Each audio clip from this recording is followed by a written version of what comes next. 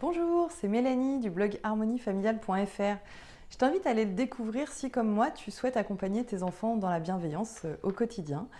Tu pourras y trouver un guide que je t'ai confectionné et que tu peux télécharger gratuitement, qui te donnera 5 étapes pour aller à l'harmonie avec tes enfants. Dans cette vidéo, je vais te donner 4 étapes justement pour t'aider à changer de regard sur ta patience. Alors j'ai remarqué que de nombreux parents, dans leurs témoignages, me transmettent leur frustration de ne pas se sentir patient. Je ne suis pas assez patient avec mes enfants. Vraiment, ce qui me manque, c'est la patience. Je me trouve impatient ou impatiente. Voilà. Alors, du coup, ça m'a donné envie de faire cette vidéo pour essayer de vous accompagner à changer de regard. Parce que je pense que c'est un bon début en attendant de cultiver, j'ai envie de dire, cette patience. La première étape que je te propose, c'est de réfléchir à la définition de la patience. Qu'est-ce que ça veut dire, en fait, être assez patient ou être impatient? Est-ce que tu connais la norme de la patience? Est-ce qu'il existe une norme, une échelle, tu vois, de 1 à 10 qui dit, voilà, alors, bon, ben, bonjour madame ou bonjour monsieur, vous venez d'être papa ou maman, hein, et donc maintenant, et ben voilà, vous devez, hein, c'est une obligation, vous devez avoir votre patience à 9, quoi. Parce que la 10, on va dire, ça n'existe pas, c'est la perfection, d'accord? Voilà, vous devez avoir votre patience à 9. Non, ça n'existe pas. Il n'y a pas de norme qui définit la patience, quoi. Quand tu dis je suis impatiente ou je ne suis pas assez patient, sur quoi réellement, sur quoi concrètement tu te bases pour dire ça? Honnêtement. C'est plutôt un ressenti que tu as, c'est plutôt ouais, quelque chose que tu sembles percevoir. Mais finalement, si tu prends un peu de recul, il n'y a pas de norme par rapport à ça. Je veux dire, il n'y a personne qui vient régulièrement chez toi évaluer ta patience et te dire là, attention, tu dépasses la norme de la patience, tu risques d'avoir une amende, attention, hein, parce que là, tu es parent, tu devrais être plus patient que ça. Hein. Ça se saurait, quoi.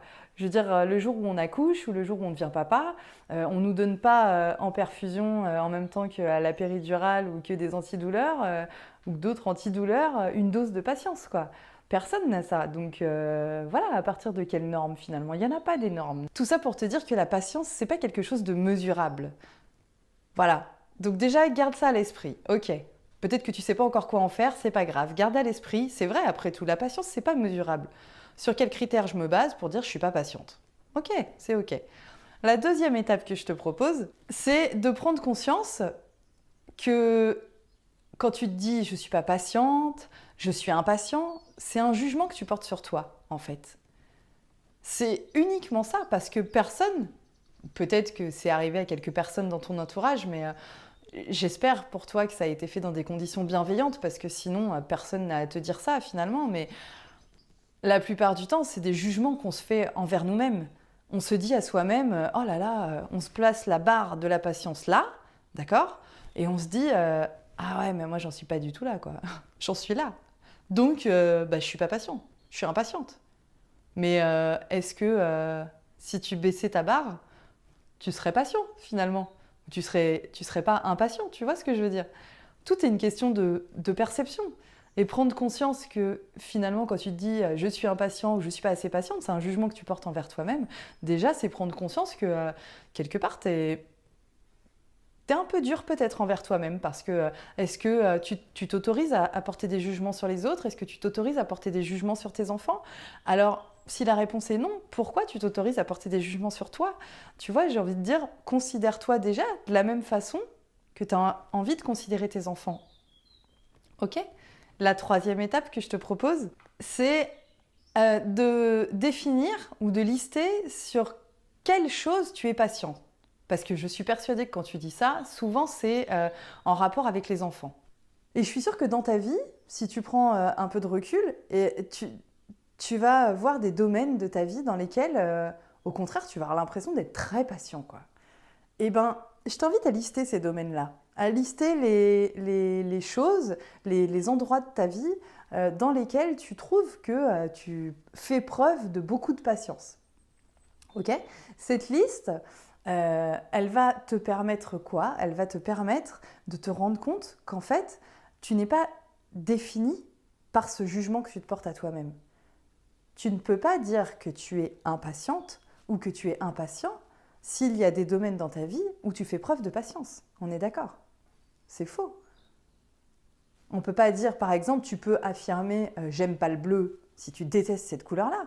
Parce que je suis sûre que si tu détestes cette couleur, dans tous les domaines de ta vie, cette couleur n'existe pas.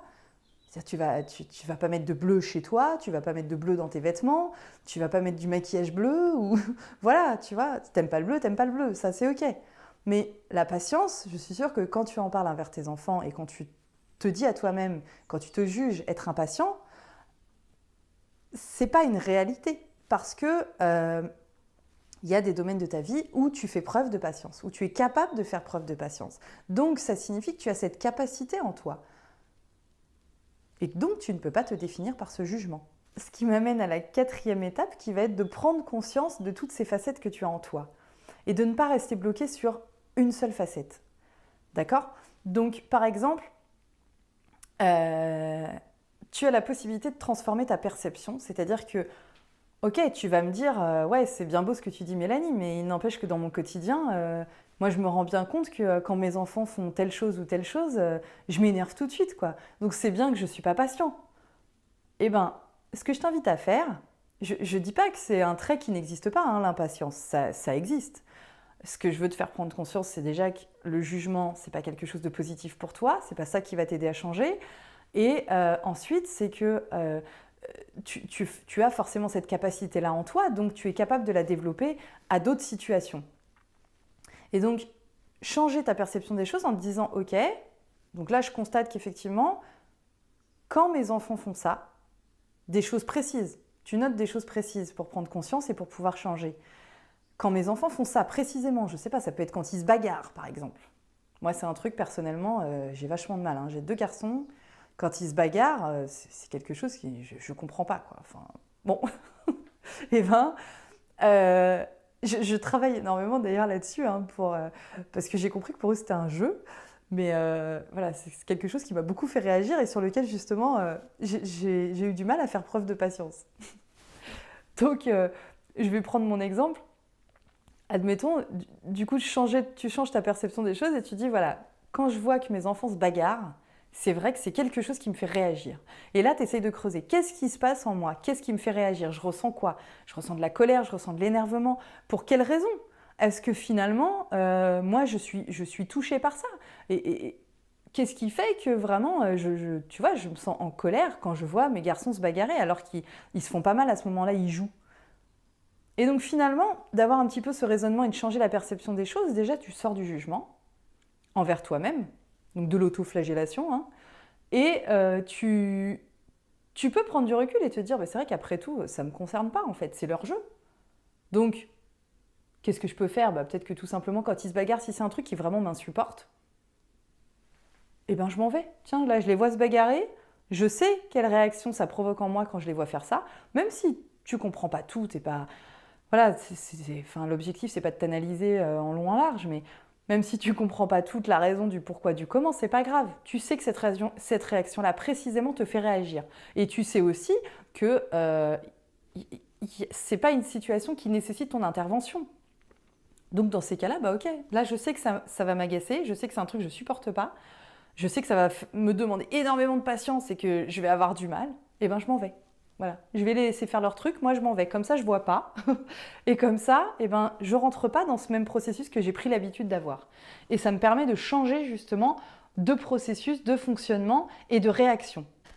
Donc le fait de changer ta perception des choses, au lieu de t'accuser de te dire je ne suis pas patient, le fait de mettre le doigt sur des situations précises et de te dire quand je vois ça, ça me fait réagir comme ça te permet quoi? Ça te permet tout simplement de trouver des nouveaux axes de solution pour toi, pour réagir de la manière qui te convient mieux. Parce que le jugement inhibe, tandis que la prise de conscience va favoriser ton passage à l'action.